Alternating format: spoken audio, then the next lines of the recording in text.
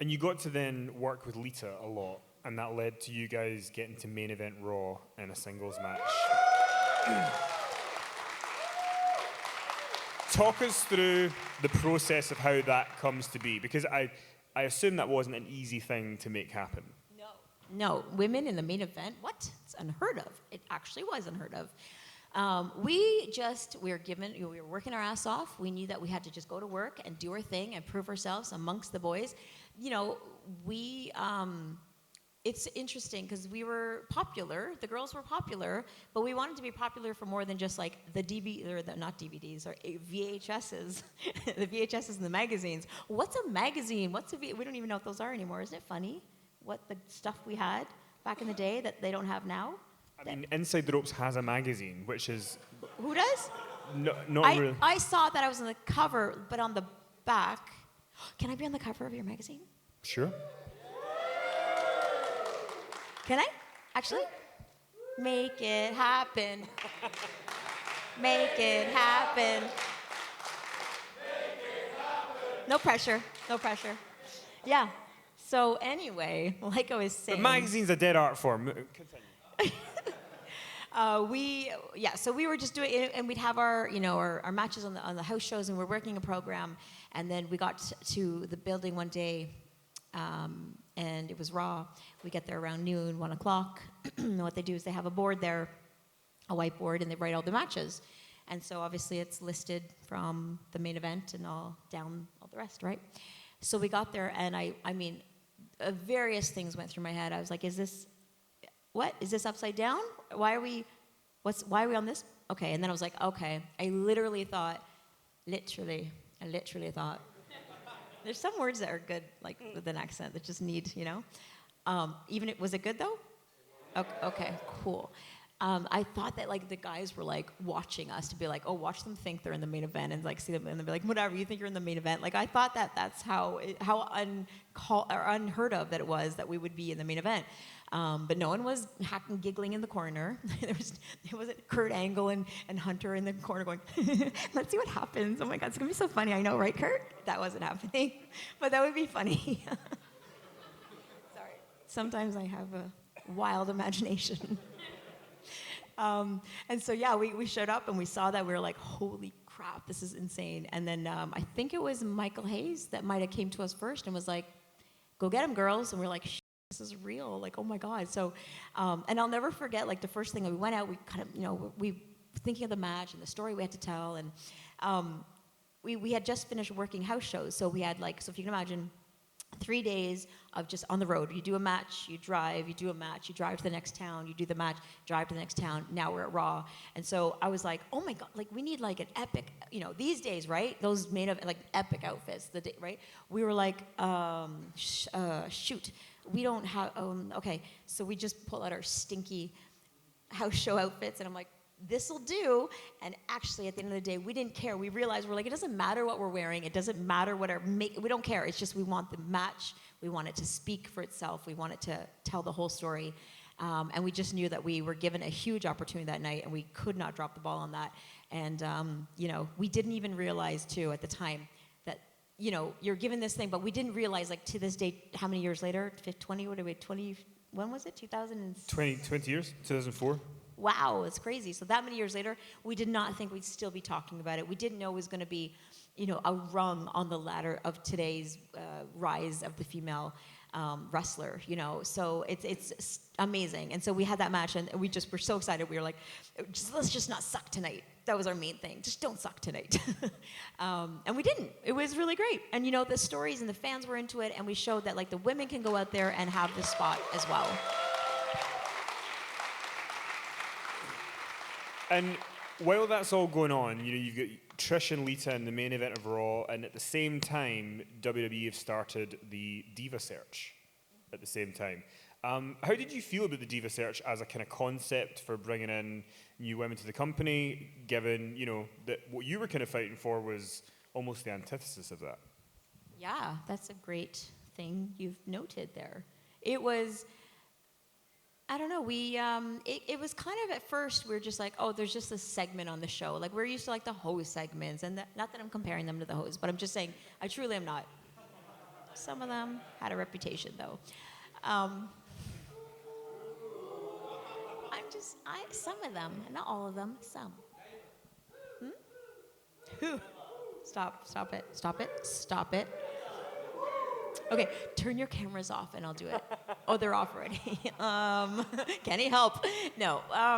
We just thought it was like a segment on the show. It's fine. It'll be fine. But then and then it started was like, oh, they get a WrestleMania spot too. Oh, they get $250,000. Cool. It's amazing. Good for you. But it was fine. It was fine. We were just like they're doing their thing, we're doing our thing, and it was that. And, like there was that separation that they were just doing their thing, and we were doing the wrestling, and we actually had more. I think me and Jazz started working next at that point. No, too far ahead. Stop jumping ahead. And but it was just a different part of the show, and I was kind of fine with it. And then, the following year at WrestleMania 21, you and Christie Hemme worked Until together. I had to fight her at WrestleMania. Just kidding. But there's that infamous segment where you guys are in the ring and you kick her and your shoe falls off and you spray paint My shoe did not fall off. Well, it broke, Kenny. but... No, just the... Do you remember, Baby Spice, as well as Trish Stratus. Woo! Giant wedge on the bottom of one's shoe. You remember these shoes, right? Do you guys know? You know what I'm talking about? I think they're back in style now, actually. But so I'm kicking. So I go to kick her. Here comes. So there's a spot. Chick kick will happen. I kick her.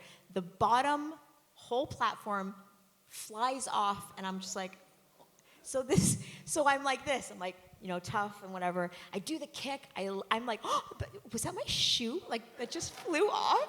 Goes flying. I land like this, like half, like little, like one leg lower, and I'm like, oh my god, trying to look cool, like, yeah, you.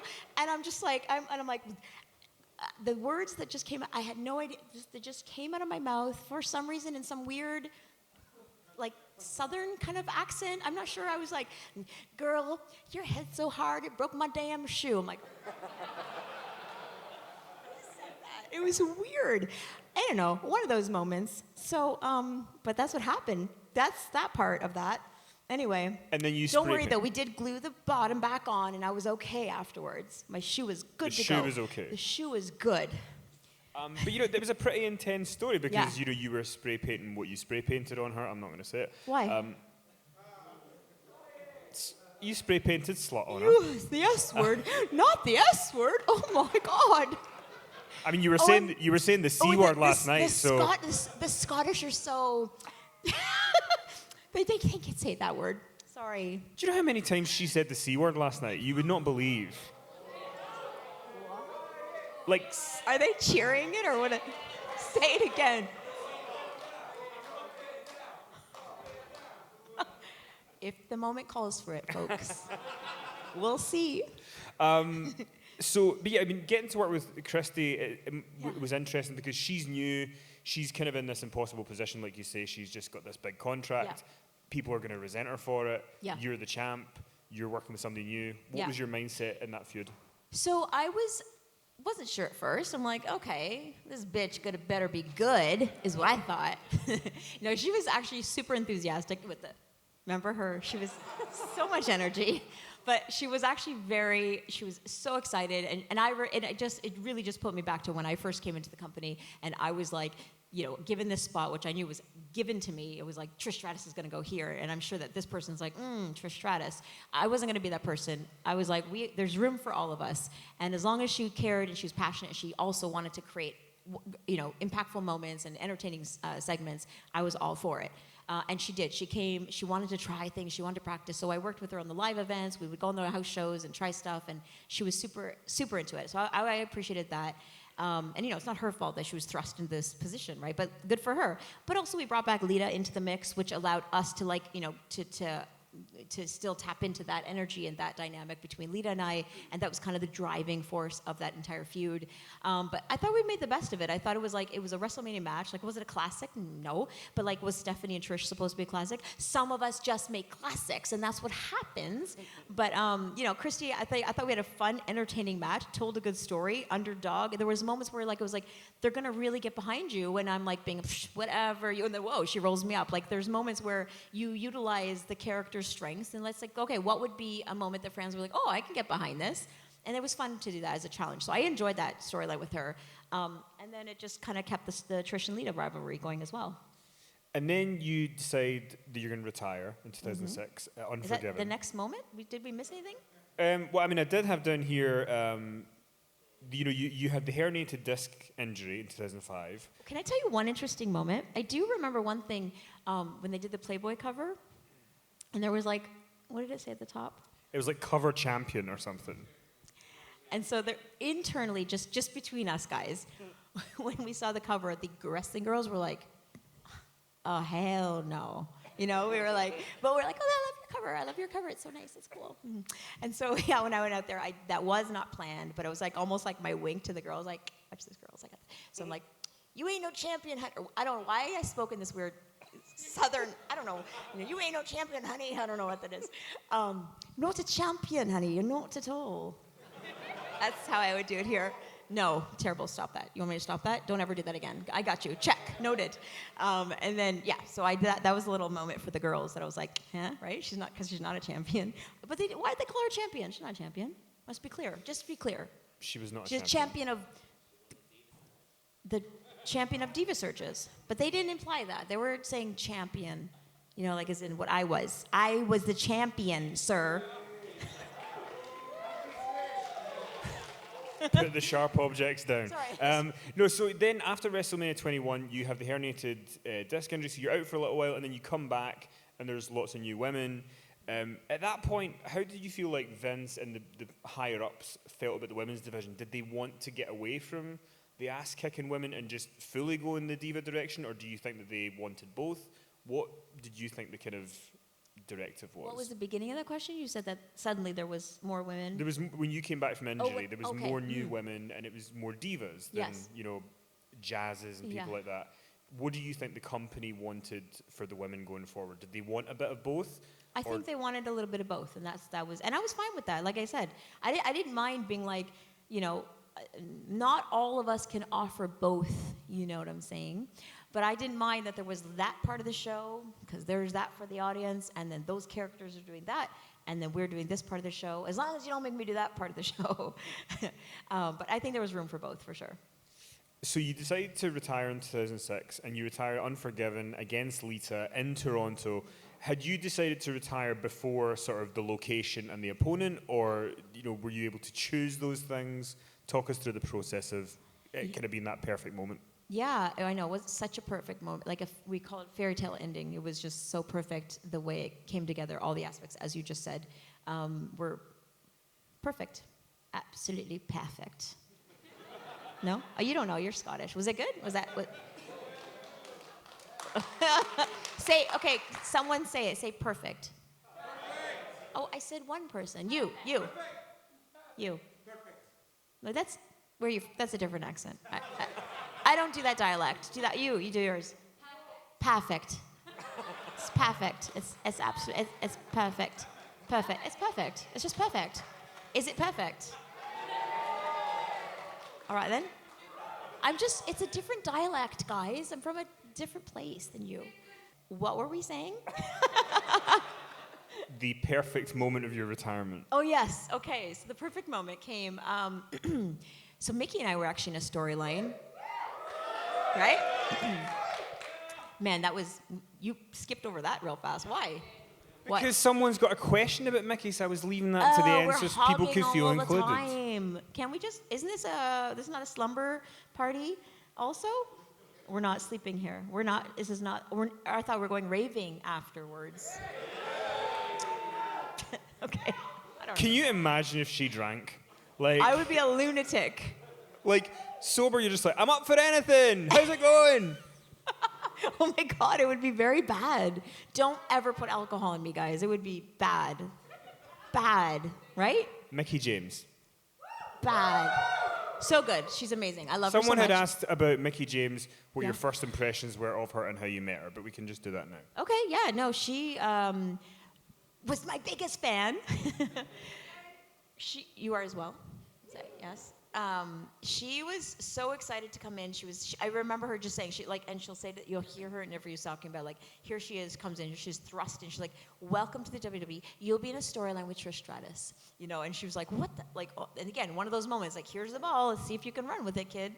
And she did. And her and I were so excited about having, and luckily we're at the point within the women's growth that we'd had over the years with, Victoria and I really solidifying where the women were and how we were deserving of spots, and then Jazz and I take it to like a whole nother level. And then here comes Mickie, where she's at a point where people are like, okay, they want storylines, they care about our characters. We have defined characters with, defined move sets and all the stuff that the guys have. And so we were just excited, and we got into the storyline of it. We really wanted to like flesh it out. We watched Perfect Single, what is it? Single White? Single white female. Yeah, Single White Female. We watched that as reference, and we're like, okay, getting ideas, and we just tried to like really, write the story. And so we'd work with the writer, and actually we crafted a lot of the stories and a lot of the real like character-y stuff that we got that hooked you guys, right? That made you come in for this and keep coming back every week and looking for this like storyline that really was a really big part of the show every week. And then we got to the point where like we culminated to WrestleMania 22. Dare I say, one of the best matches on the card. I don't know. It's just my opinion. That's just and theirs as well. And it was great. So she was, so we were doing that feud. Lita. Okay, so let me think of the timeline. So I remember my contract was coming up, and Vince wanted me to sign for another 5 years. And I would have loved to, but my mom was diagnosed with cancer at the time. We could definitely do that. Cancer, exactly. And I just knew that like it was almost like the universe telling me like it's time to step away. Like I needed to go home. My mom was gonna have treatment. I want to be home with her.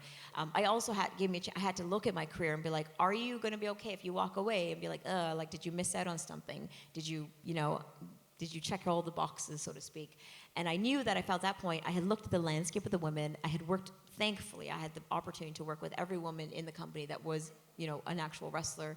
I had great storylines, which each and every one of them, and I just felt fulfilled. I really felt like I was ready to walk out and just kind of, explore the next chapter of my career, my life. It really wasn't an option, to be honest. I just wanted to make sure that I wasn't gonna have that regret or like that, oh, I wish that one thing I never got to do, Luckily, I felt really fulfilled, and I was able to just, go with my mom and leave the business at that point. But for the final sort of like, what's the go home? How do I finish my story? I've been saying that for years. That reminds me of like when I came back this time and I was wearing the face mask, and I'd read on Twitter like, oh, she did the face mask like Cody. I'm like, I mean, okay.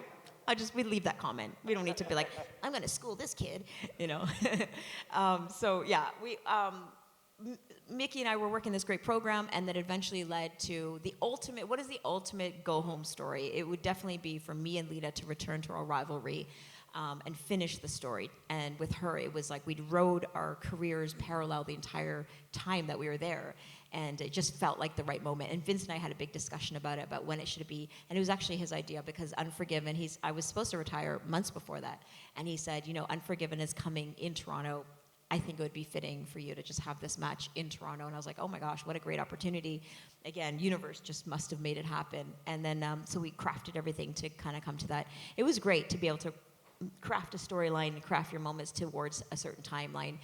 And then we had that great moment, and then I had no idea I was going to leave as champion. That was, pretty unheard of, right? Like, and you're going to leave the company, and you're going to be champion. Like, that doesn't happen, So that day I was like, this is a rib. You know what a rib is, right?